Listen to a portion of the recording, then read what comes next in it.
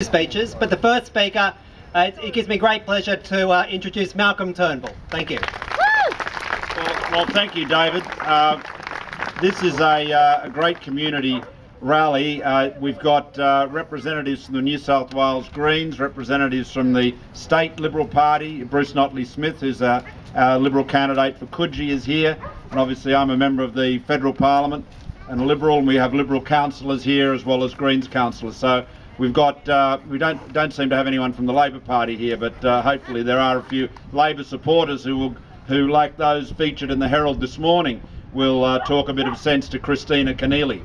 Look, can I just say that it is a bitter irony that in this year, when we're celebrating the bicentenary of Macquarie, and we have the wonderful light show featuring Macquarie's vision down the Queen Square end of Macquarie Street, down the other end, this wretched Labor state government is planning to dismember part of Macquarie's legacy, probably the most important part of his legacy, in the sense that he dedicated 1,000 acres, all of this land and a great deal more, I might say, that has been chipped off over the years, as a domain for the use of the public.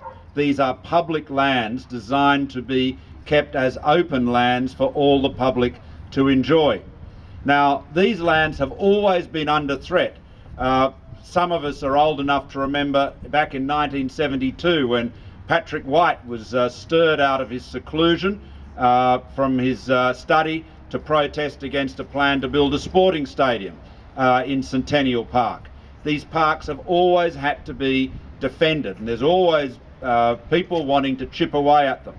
Now, the Centennial Park Trust, which was set up by Neville Wran when he was Premier, and Neville, of course, has always been very committed to Centennial Park as a regular walker there, and of course you've seen his featured in the Herald this morning.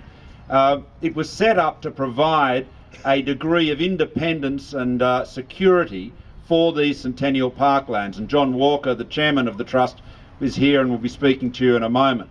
Now, we need to support the Centennial Park Trust. We need to support the integrity of these parklands. The inner city of Sydney is becoming more and more populated. There are more people moving back into the city. All of the area over in that direction, including, improbably enough, Christina Keneally's electorate, is being filled with new apartments, new townhouses, more people moving in, all of whom want to have access to these parks.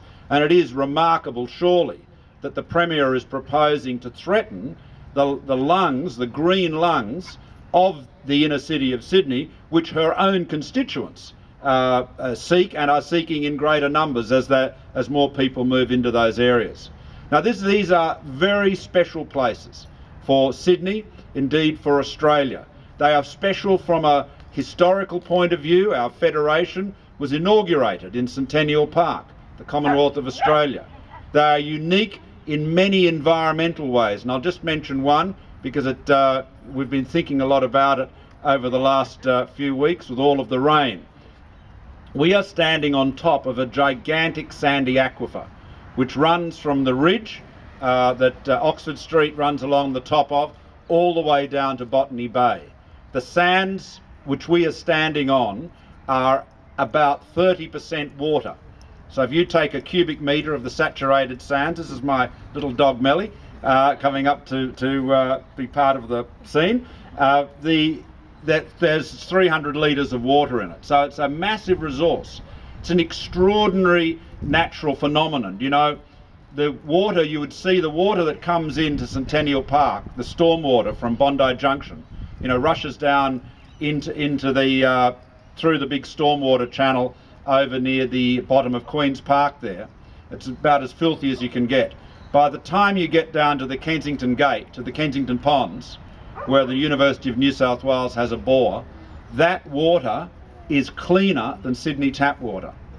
Other than it, so just in that period, that travelling slowly through the sands, nature has cleaned it, which of course is why these wetlands here were Sydney's original water supply. So there are some very remarkable environmental features to these parklands, very remarkable historical features, but most importantly, they are the green lungs of Sydney. They have to be defended. They will be defended. The Labor government was planning to whip this land grab through Cabinet without any public consultation, without any discussion with the Centennial Parklands Trust.